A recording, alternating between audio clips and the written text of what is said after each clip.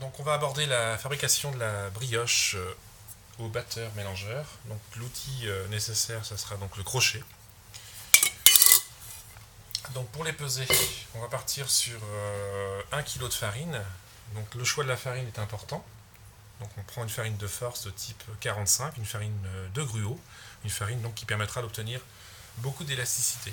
Donc cette farine, on va l'utiliser notamment pour la brioche, pour tout ce qui est baba ou tout ce qui est pâte à croissant. La levure, pour mémoriser donc à peu près toutes les recettes pâte levée que l'on voit en pâtisserie, on est à 40 ou 50 grammes de levure au kilo de farine. Le sel, 20 grammes au kilo de farine. Le sucre, 120 grammes, voire 100 grammes au kilo de farine. Donc si on pétrit la veille pour le lendemain, on force un petit peu en sucre, on passe de 100 grammes à 120 grammes, puisqu'il y a une partie du sucre, entre guillemets, qui est consommée par la levure pendant la fermentation, qui a lieu donc la nuit. Donc le beurre, beurre doux, donc on est sur une quantité de 500 à 600 grammes. Donc là, on a 600 grammes pour une brioche fine, une brioche demi-fine. On descend un petit peu en quantité, on passe à 500 grammes. L'élément liquide, donc les œufs.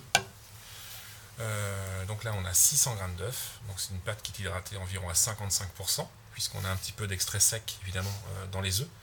Donc quand on met 600 grammes d'œufs, on n'a pas 600 grammes de liquide, mais on a moins que ça.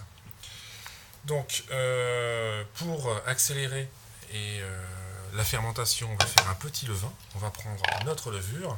Donc celle-ci, je l'ai déjà dit plusieurs fois, jamais au contact du sel. Donc la levure est vivante, et donc au contact du sel direct, elle est entre guillemets totalement desséchée et donc meurt et ne jouera plus donc son rôle de dégagement donc, de gaz carbonique pendant la fermentation.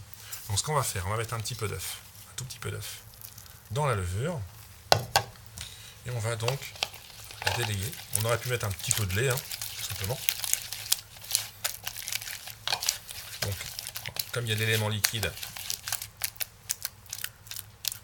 dans les œufs et que la levure a besoin pour développer du gaz carbonique d'éléments liquides, de sucre et d'oxygène, on va donc lui ajouter un petit peu de sucre.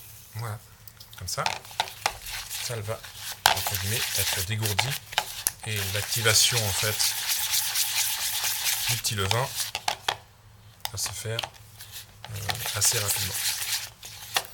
On va aborder une autre phase qui est la température, puisque il y a une chose très importante, c'est qu'en fin de pétrissage, la brioche ne doit jamais dépasser 23 à 24 degrés.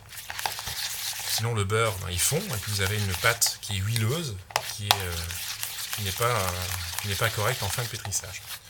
Donc on peut éventuellement calculer la température de base.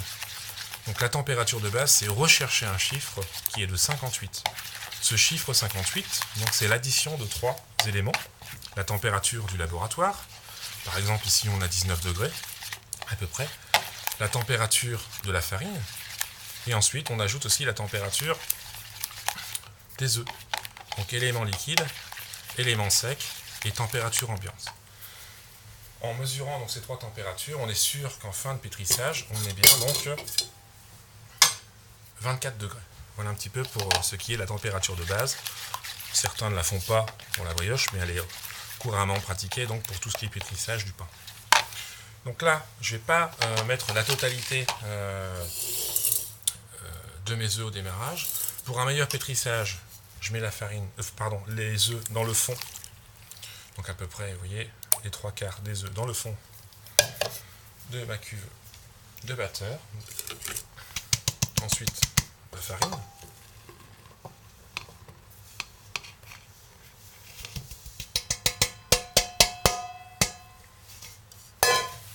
Voilà. Le levain d'un côté.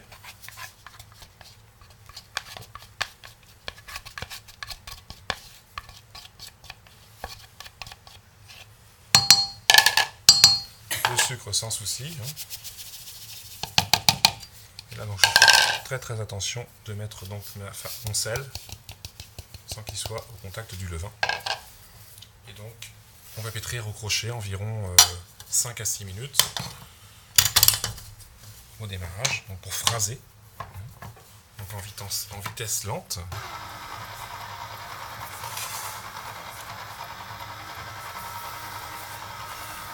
Donc Donc là, si j'ai une pâte beaucoup trop épaisse, je vais rajouter donc une partie des œufs.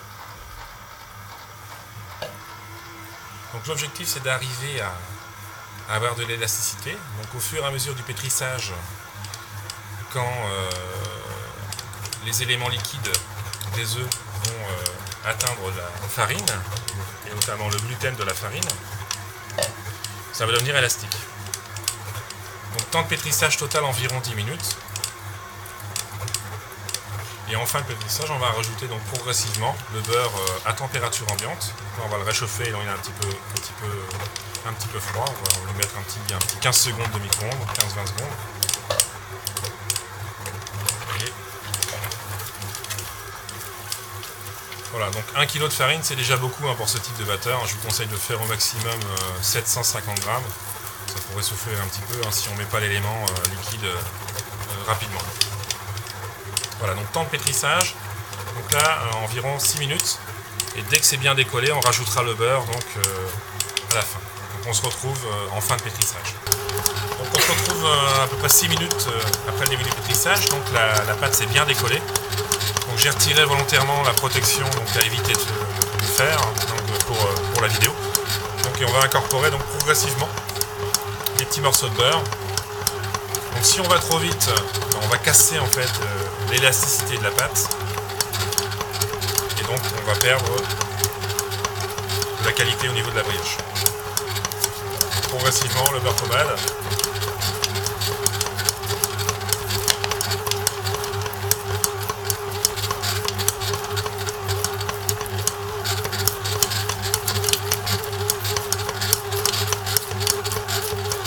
Voilà, on est au bout de notre pétrissage, ça fait 10 minutes. La pâte est décollée correctement. Un petit peu de farine sur le main pour retirer le crochet.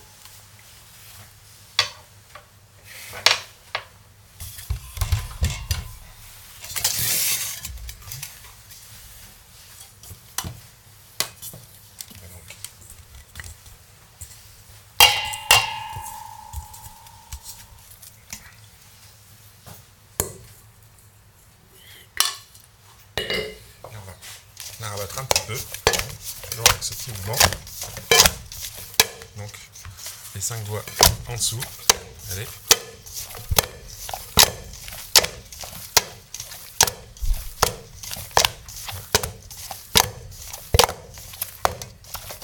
Voilà. Donc là on va effectuer un petit pointage.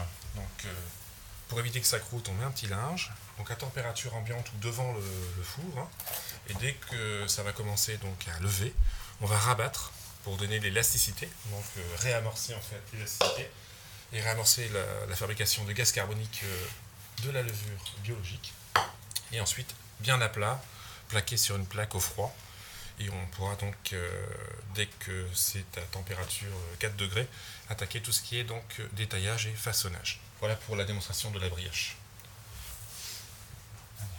Donc les 30 minutes de pointage ont été effectuées.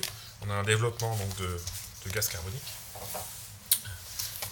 On va donc la rabattre.